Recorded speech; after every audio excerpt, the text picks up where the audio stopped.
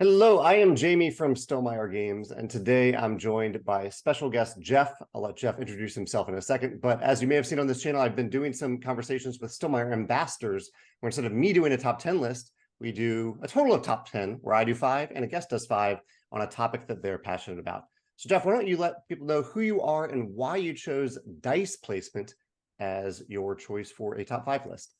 Cool. Yeah, thanks, Jamie. I'm Jeff Putnam. I am pretty deep into the board gaming hobby. I've been doing this since like 2004 is when I got into it, really hardcore. Been playing since I was a kid, though.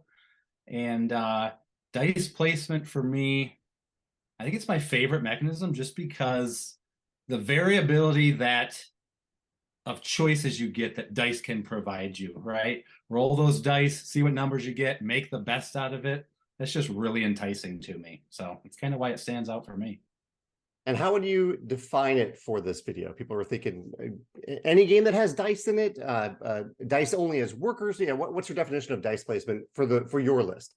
Sure. Yeah. So for my list, I kind of defined it based off of using Board Game Geek and their mechanisms, and any game that had the mechanism of worker placement with dice workers included in it. So if it didn't have that, I didn't include it on the list, even though there's some I might argue should be on that list. If it wasn't there, I didn't use it. So I use that similar. So I started off doing that. I started off doing dice as workers, but I noticed that a lot of the ambassadors that I asked, and I'll share the general ambassador list in a second, a lot of them included some games where they aren't dice as workers, but the placement of the die is really, really important to the game. It's not just gathering dice, it's not just rolling dice. You are gaining dice to place in a very specific place. And so I thought under the greater umbrella of dice placement that would count for my list. And so slightly different definitions, but that's totally fine. Anyone watching along also can have your own slightly different definition if you want. Yeah, let's jump in. Let me share the ambassador list real quick, and then we'll jump into honorable mentions.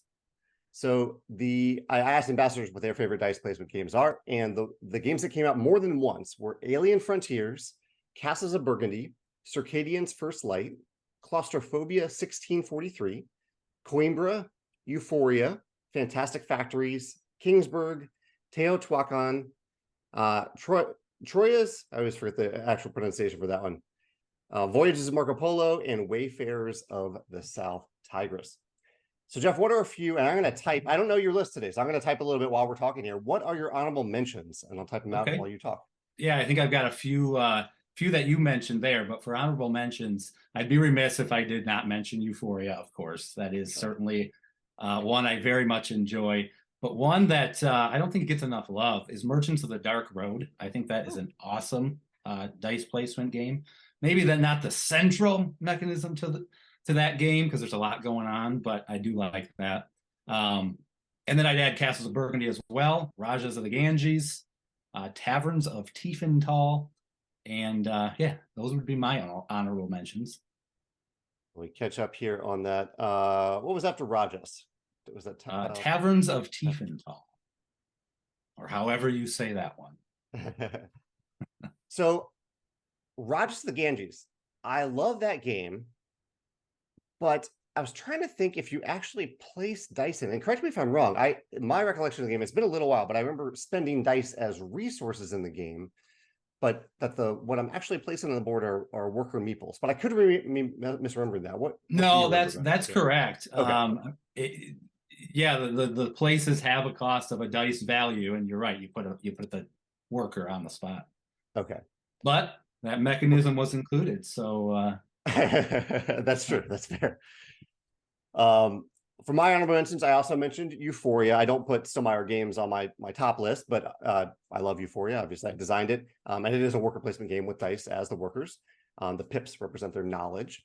Alien Frontiers, one that I mostly played digitally. I haven't played that one in person all that much. Coimbra, Dicey Dungeons, a game that I think is only available digitally. That's a great little dice placement roguelite game. Voyages of Marco Polo, both of them, and One Deck Dungeon. Dice aren't I love the system in One Deck Dungeon. It's a skill test system where you always succeed, and everything that you can cover up with dice, you don't suffer those penalties. which is a nice twist on a skill test mechanism. All right, should we jump in? Your number 5? Let's do it. All right. All right. So for my number 5, favorite dice placement game, I went with a game from one of my favorite designers, and that's Simone Luciani. And I went with Lorenzo Il Magnifico. So one could argue you aren't actually placing the dice on the board in this one, but you have little, standees that represent the dice. And what's unique about this one is, dice placement games can sometimes be criticized for, if one player continues to roll high numbers or always rolling low numbers, you could have an advantage or disadvantage. What's awesome about this one and why I like it so much is because everybody is using the same value dice every round, right? So you roll 3 colored dice, and then you have a standee representing the orange dice, the white dice, and you place it based on what the value of those dice that were rolled for everybody is. And then you have means to, get development cards that can change the values of those dice for just yourself and things like that. Lots of good choices in Lorenzo Il Magnifico, and that's why I like it so much. Nice. I think I've only played that one once, but in general, I love number parity in games where different numbers mean different things. Or it isn't always just that the higher numbers are better than low numbers. That actually segues pretty well into my pick, which is Castles of Burgundy, in which the numbers have a variety of meanings. One of my favorite meanings being that the dice that you're rolling, that you're using, correspond to a number of different things, but I like how they're applying to your personal map and where you can place the tiles that you're gaining and where you get to place them on your map. But the numbers mean a lot more than that. It's a very simple system in Castles of Burgundy. You roll your 2 dice and you determine based off of them which actions that you can choose and what you can do with the tiles that you gain and the things that you gain throughout the game. But yeah, just such a simple system by rolling 2 dice and having such a range of options from those 2 dice, but still having them be meaningful. Yeah, I know that was in your honorable mentions. Do you have any thoughts on Castles of Burgundy? Yeah, I mean, I love it. It's been, and it probably would have made my list if I'd played it more recently. I've actually been holding off because of the deluxe edition coming, but lots of good decisions, and I really like that in games, so it's a good pick. I'm excited to play that new version. I didn't back it, but I think I have some friends who backed it, and it looks really beautiful. So yeah, look forward to that one.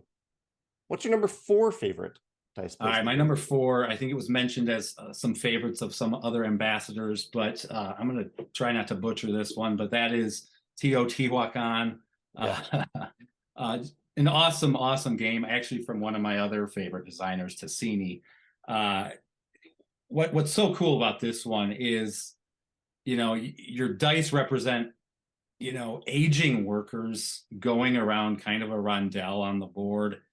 And as you move them and land on an action space, you take the action that corresponds to that space. And at the end of that turn, that dice increases up in 1 pip in value. So it is essentially aging itself.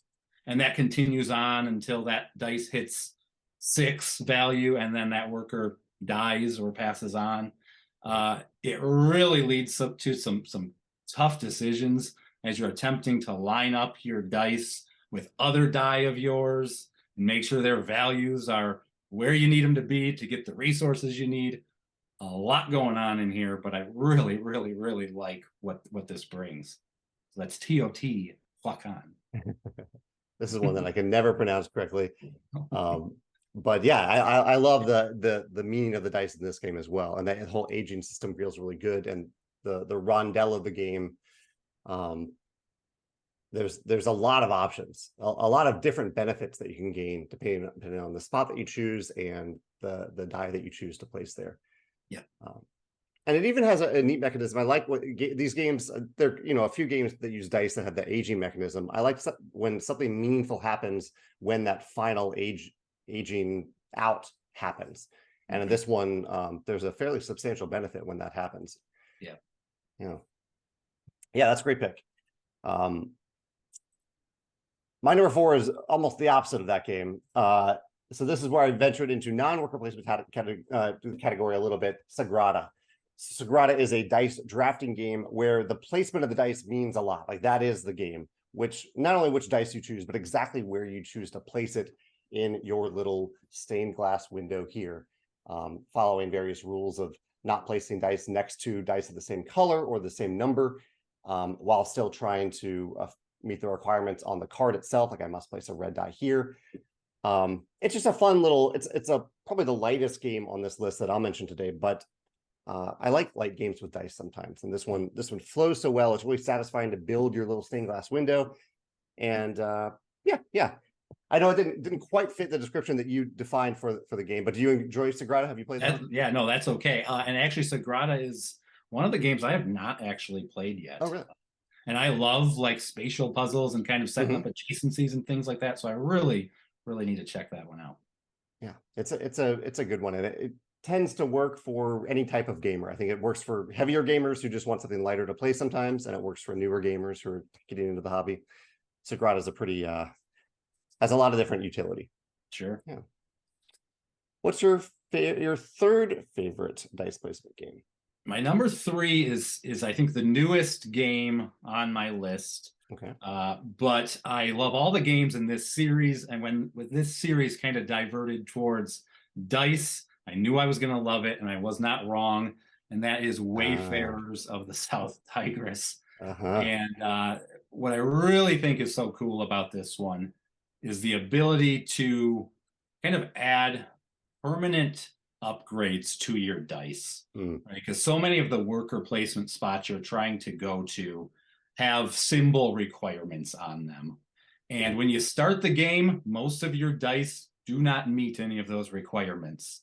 So you're attempting to purchase, I think they're called caravan tiles, and you kind of place them in almost like a very small polyomino puzzle to put those symbols and attach them to one of the die numbers.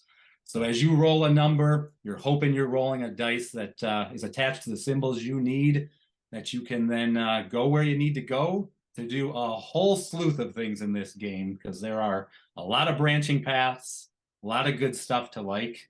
A lot of what Shem does so well in his games is, multiple paths to victory. And this one does that with dice worker placement. And I think the games to come in the South Tigris series, I'm equally as excited about.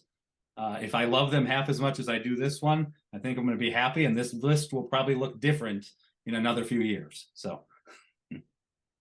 Well, I know so far, I'm guessing heavier gamers are loving your list, Jeff. I usually go a little bit lighter, and you're going all pretty heavy here.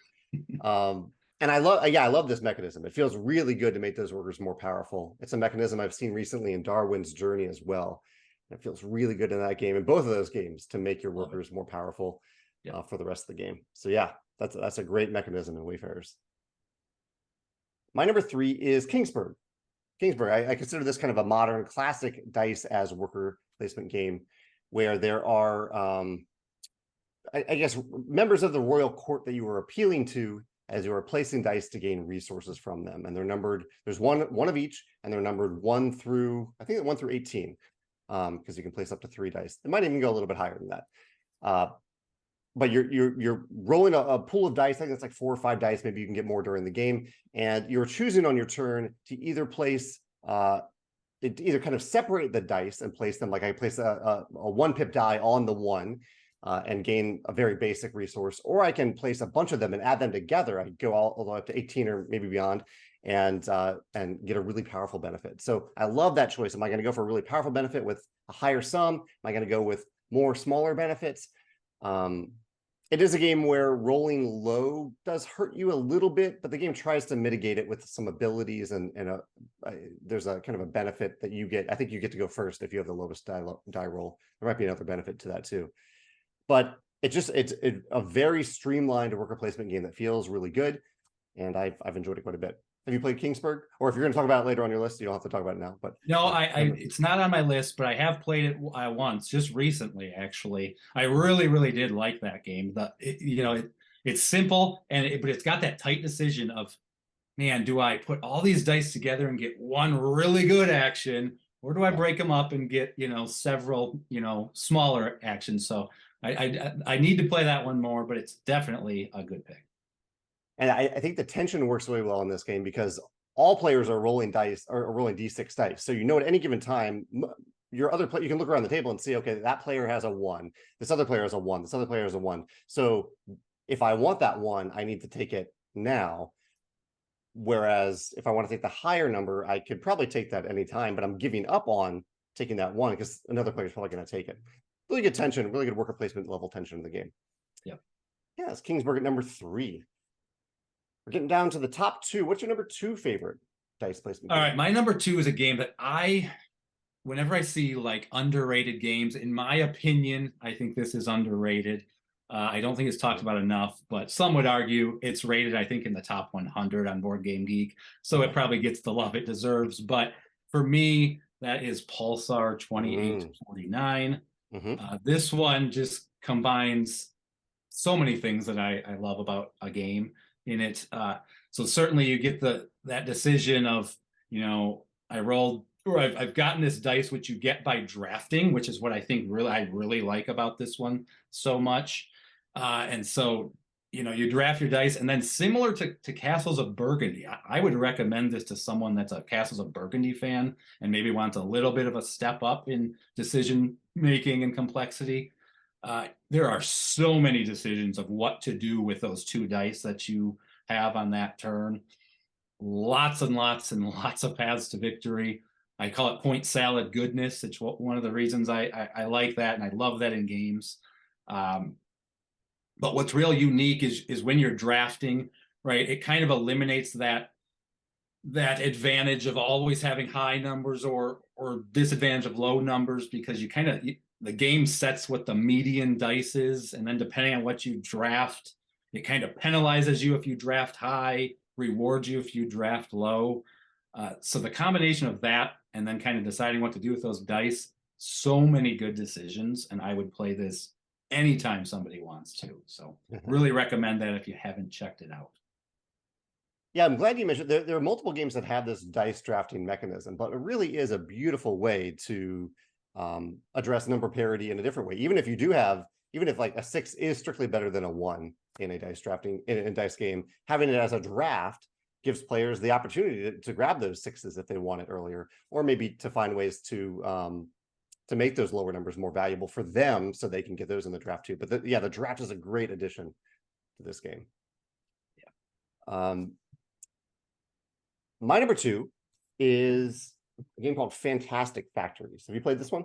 I've not. Yeah, not played this one. So this one is, again, not quite a dice as workers, but you are, I don't even know what the dice are represented in this game, but it is a beautiful engine building game where you're building this engine that you're running simultaneously with other players. So you're rolling some dice simultaneously, and you're placing them on your own little player mat.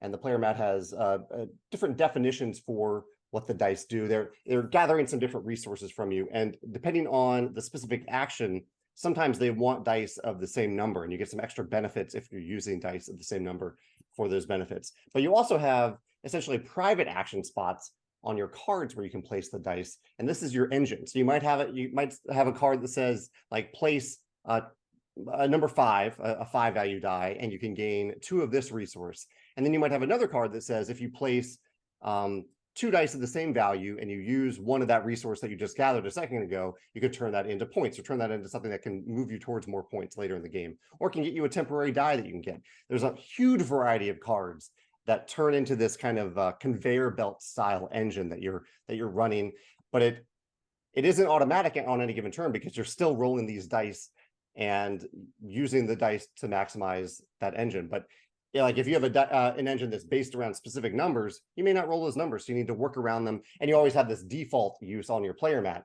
for what you could do with those numbers to gather resources by default. It's a really satisfying game. I love the simultaneous nature of it too. That feels really good. And yeah, I'd recommend it. I'd say it's very close to being a dice worker placement game, even though you're not placing the dice on an area that's shared by all players. I'd recommend it quite highly. Yeah, it's been on my radar before. I just, for whatever reason or not, I never got around to picking it up, and I definitely need to do that because I've heard nothing but good things about it. Yeah, it's a really satisfying game. That is Fantastic Factories. I have the expansion too, and the expansion integrates seamlessly into the game. In fact, one of the most seamless ways this expansion added into the game is that it added a new resource, but all that resource does is let you change a die plus or minus 1. So it's a super streamlined way to add some dice mitigation to a game. Sure. We're down to the number one, the big number one. What is your number one favorite dice placement game right now? All right. Also, I think it's been mentioned by some of the ambassadors. Okay. I've had a Luciani game on my list. I've had a Tassini game on my list. It's probably only fitting that I have a combination effort from the two of them. And that is going to be the Voyages of Marco Polo. I would kind of almost consider this a little bit of a cheat because I would, if asked, I'd say this is Marco Polo 1 or Marco Polo 2. I love them both equally. Kind of depends on the mood I'm in, whether I'm in for more of a tighter resource game, go with number one. You want a little bit more resources to play with, go with number two. But I just love. Again, there's so many decisions of what to do with your dice as you play the game out and get access on the map to more locations that you've traveled to. You're opening up more worker placement spaces for those dice. And on the surface, you could say, well, hey, better rewards come with higher dice, so rolling higher is better. But because if you go somewhere where somebody else has already placed a dice, you can do that on a lot of spaces. You've got to pay in coins the value of the dice you're placing. So if somebody else beats me to a spot and then I want to go there with my 6 dice, I'm going to get a good reward, but I've got to pay for it, and I've got to pay 6 coins for it. So rolling high is not always a good benefit. So I think that with, the tight decisions of fulfilling contracts, clawing and scraping to move one more space on the map. And then I'd be remiss if I did not mention the asymmetric abilities that come with this. When I hear asymmetric abilities, these are the games I think of, many of which have to do with breaking those rules of dice placement and allowing you to do really crazy things. All that it's really why I just love Voyages of Marco Polo 1 and 2, and that's my pick. This one came really close to making my top 5. I really enjoy it too. You're right, it has a great variety of choices depending on what you roll and what you're trying to do. And yeah, I love that mitigation system of the lower value dice cost you less if you want to use a space that was occupied by someone else. And this is a somewhat superficial question here, but that might be, Pulsar might also have wooden dice too. But do you prefer, when you're rolling dice in these games, do you prefer wooden dice or do you prefer acrylic dice, plastic dice? I think I would, if I had to pick, they both feel good to me, but I think I prefer acrylic dice. Sometimes the wooden ones feel like I'm, throwing them too far across the table. They get away from me.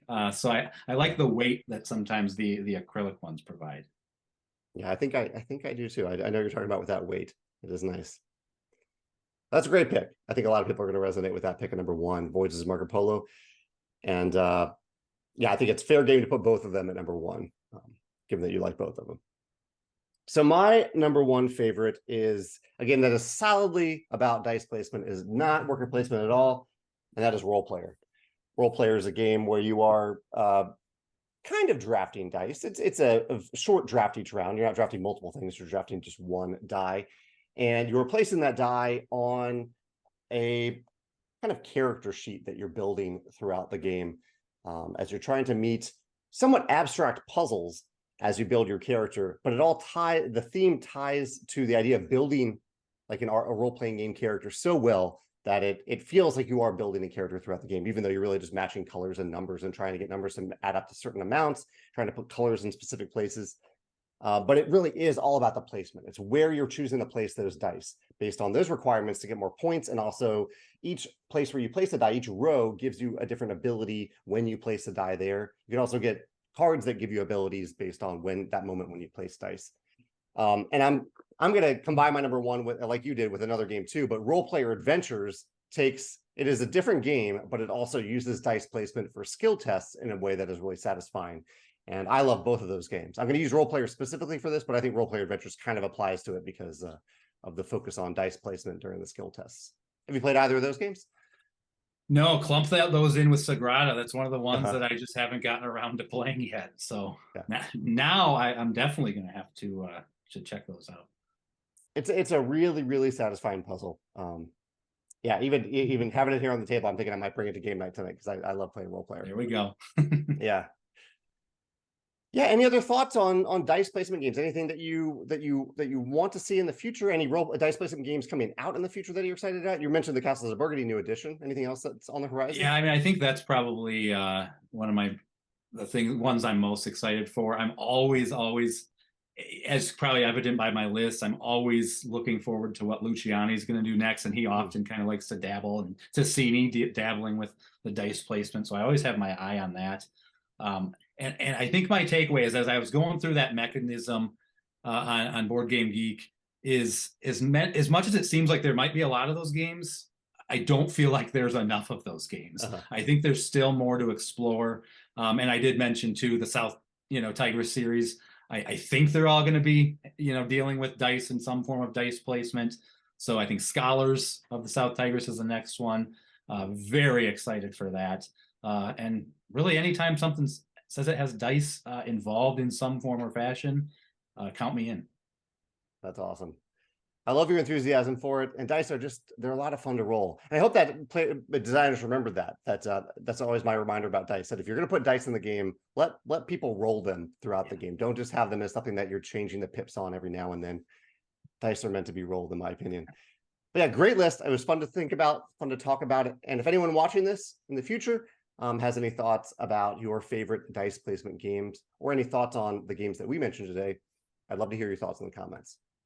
Thank you, Jeff, for your time. I really appreciate it. Thank you, Jamie. All right.